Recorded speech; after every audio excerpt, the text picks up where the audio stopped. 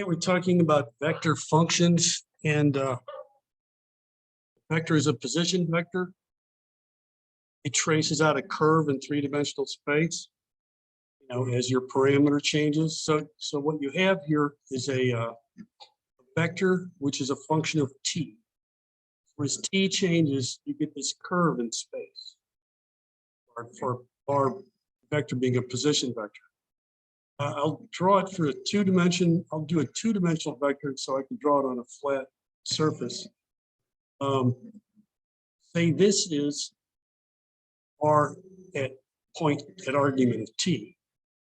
And this is at some little delta t later, t plus delta t. There's another position along that curve. And the difference between them, let's see, well, this length, this chord length is used Pythagorean theorem. The length of this chord is delta x squared plus delta y squared, the square root. We'll say delta s is the length of the chord. But as you take the limit, as everything gets infinitesimally small, this chord length becomes arc length, just the length movement along the curve, and the delta x and delta y become dx dy. So I have this relationship, and let's see, I can divide by dt inside, actually dt squared, multiply it by outside to keep it the same. And then what is this? This is x prime squared plus y prime squared. That's the magnitude of this thing, or the magnitude of the derivative of the vector.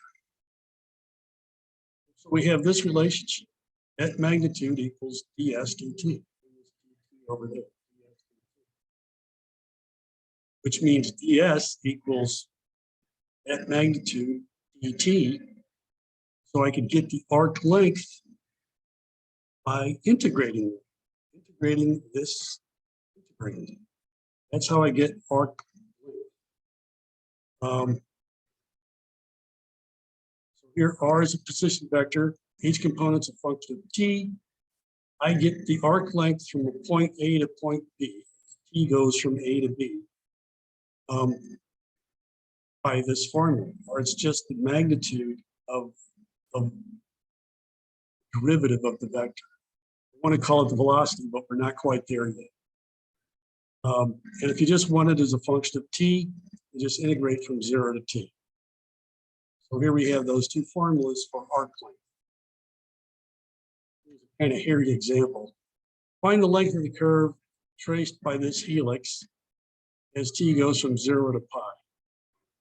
Well, first thing we do is take the derivative. That will be 1, and I got a product rule. It gets kind of complicated, but let's say that's what it is. Now I need to find the magnitude of this guy. Right? I'm just going back to this formula. This guy. I'm using this formula. The arc length, t goes from A to B. First I take the derivative, then I take the magnitude. There's the derivative. The magnitude is I square each term and add them all up. Then I got some kind of algebra to do. Use this trig identity. This mess here just becomes this. Square root of 2 plus t squared. Now here's my formula. Here's what I need to do. T goes from 0 to pi. Well, this is kind of a messed up integrand. I had to look it up at a table. It's still a mess. But here it is from the table. I integrate from 0 to pi, and I get this mess. Plug in numbers for values for pi. It's about.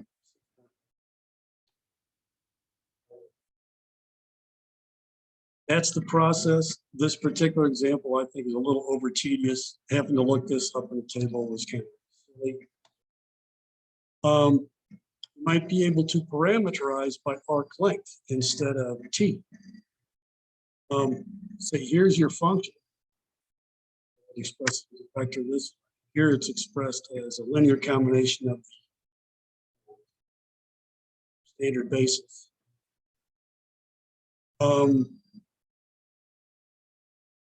Here's the derivative of it. So there's 2 sine t, sine t. Here's the magnitude of this guy. It'll be 4 squared, 4 sine squared plus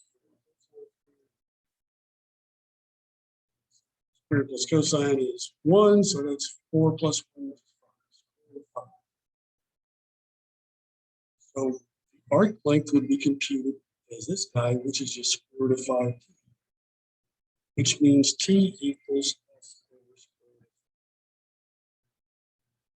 So just plug in that value for t. Here is the vector as a function of arc length instead of t.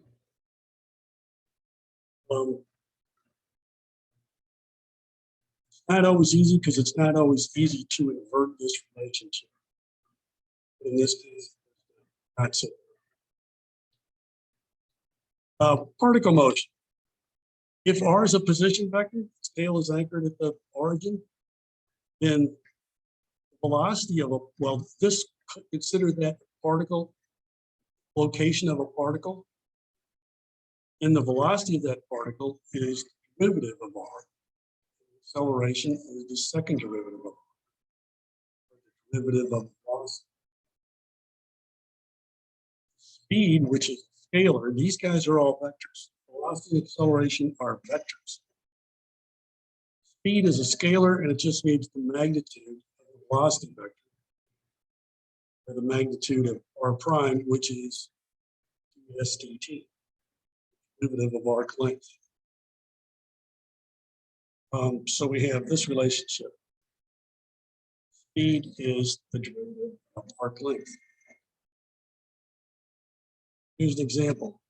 You're given the position vector and you're asked for the other 3 things: velocity, acceleration, and speed, all at a given point of time.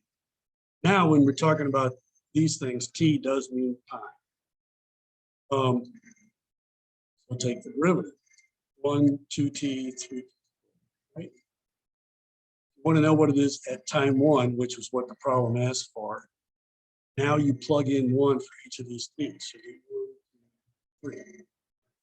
There's the velocity time t equals 1. With acceleration, you take the next derivative. And by the way, you take the derivative of the function of t. Don't take the derivative of this guy after you do the substitution. You'll always get a constant. It sounds obvious, but I have multiple students do it every semester.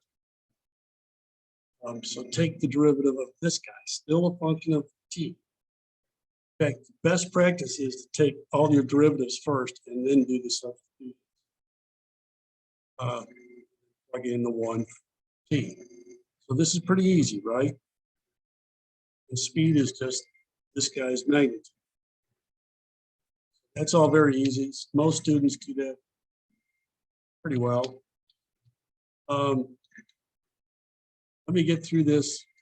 I'm kind of going too long, but let me get through this. We're given an r. First, it says find the speed. Then it says find the arc length by integrating speed and verifying this relationship. Finally, find the magnitude of acceleration and verify it's not just the second derivative of s. So let's go through all that. Here's our r. It's velocity. Take the derivative of this guy. Speed is the magnitude of this guy. Square everything, add them up, I get this constant here. S is integral of velocity. Velocity is this constant, so I get this for my velocity. It says S equals constant. Derivative of arc length equals constant. If I take the next derivative, 0. Okay, now let's take acceleration. It's the derivative of velocity. velocity, take another derivative to get that, take its magnitude. Square everything, add them, and I get the absolute value of B. And it is not zero. So this shows that the magnitude of acceleration is not just the second derivative of arc length. So anyway, that's it. Next subject is partial derivatives. You think you know it? I don't think you know it as well as you think you do. That will be the next. Starting slow. So if you think this is all easy stuff, it's going to get a little hard.